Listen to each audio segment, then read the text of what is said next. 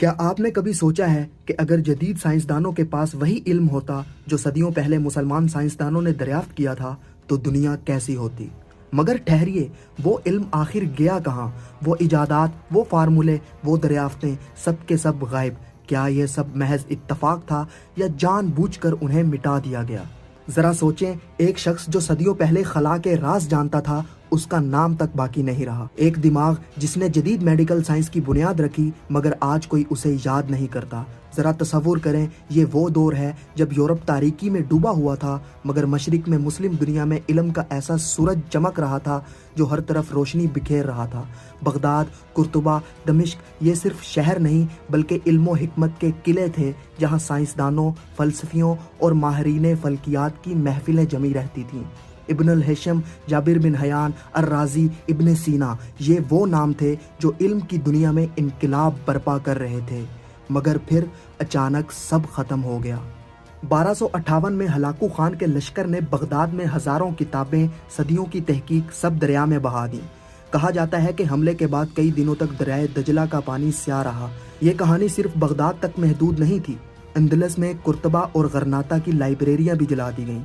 جب اسپین میں مسلمانوں کی حکمرانی ختم ہوئی تو ہزاروں کتابیں نظر آتش کر دی گئیں اور کئی سائنسدان یا تو مار دیے گئے یا ہمیشہ کے لیے خاموش کر دیے گئے، اور سب سے پر اسرار بات، کئی سائنسی ایجادات جو مسلمان سائنسدانوں نے ایجاد کی تھیں، صدیوں بعد وہ یورپ میں دوبارہ دریافت ہوئیں۔ مسلمان سائنسدانوں کے نظریات، ایجادات اور دریافتیں چوری کی گئیں۔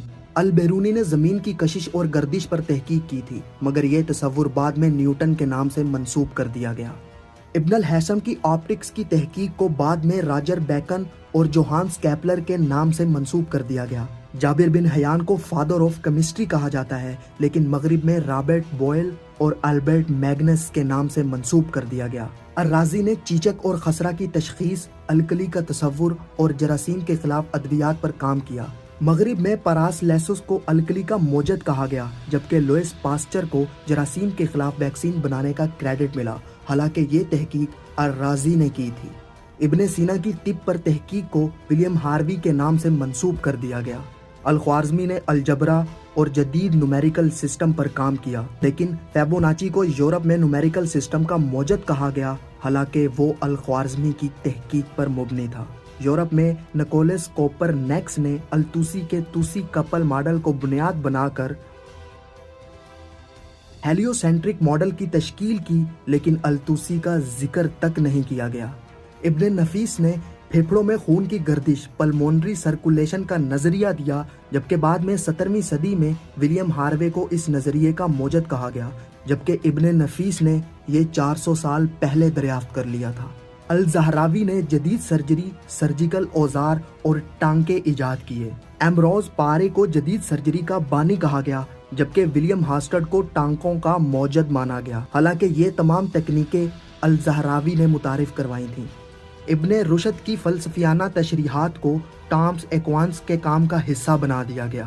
الکندی نے کوڈنگ، بصریات اور سائنسی طریقے دریافت کیے جبکہ بعد میں راجر بیکن نے الکندی کے تجرباتی سائنسی طریقے کو بنیاد بنا کر اپنے اصول مرتب کیے لیکن الکندی کا نام حذف کر دیا گیا۔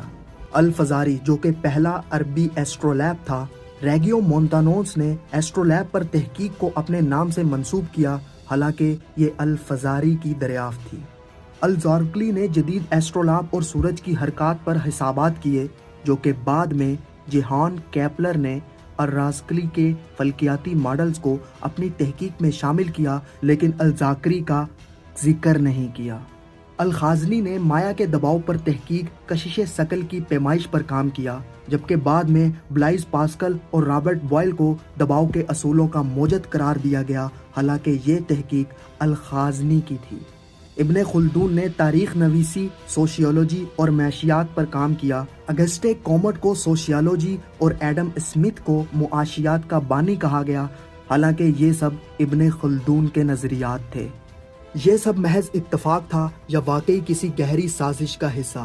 تاریخ ہمیں یہ تو بتاتی ہے کہ بغداد کی تباہی میں لاکھوں کتابیں ضائع ہوئیں، مگر کیا آپ نے کبھی غور کیا ہے کہ ان میں سے کچھ علم صدیوں بعد یورپ میں دوبارہ کیسے دریافت ہوا؟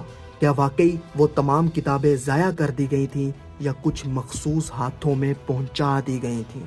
اور یہ تو صرف علم کی چوری تھی، اصل سوال تو یہ ہے کہ مسلمان سائنسدان خود کہاں گئے؟ ابن الرشد، الرازی، جابر بن حیان جیسے دماغ صدیوں تک تحقیق کر رہے تھے، مگر ان کے بعد آنے والے مسلمان سائنسدانوں کی فہرست اتنی مختصر کیوں ہو گئی؟ کیا مسلمانوں نے اچانک علم میں دلچسپی لینا چھوڑ دی یا انہیں تحقیق کرنے سے روک دیا گیا؟ یہ وہ سوالات ہیں جن کا جواب آج بھی ایک معمہ ہے اور شاید ہمیشہ رہے گا۔ یہ سب ایک منظم منصوبے کا حصہ تھا۔ بغداد اور اندلس میں لائبریریاں صرف جنگ کا شکار نہیں ہوئیں بلکہ خاص طور پر نشانہ بنایا گیا۔ کیا واقعی علم ضائع ہوا تھا یا خفیہ طور پر یورپ منتقل کر دیا گیا تھا؟ کچھ مورخین کہتے ہیں کہ مسلم دنیا میں ایسے گروہ موجود تھے جو سائنس کو خطرہ سمجھتے تھے۔ کیا کچھ طاقتوں نے جان بوجھ کر مسلمان سائنسدانوں کو خاموش کیا؟ سوال تو بہت ہیں مگر جوابات آج بھی دھند میں گم ہیں۔ تو آخر حقیقت کیا ہے؟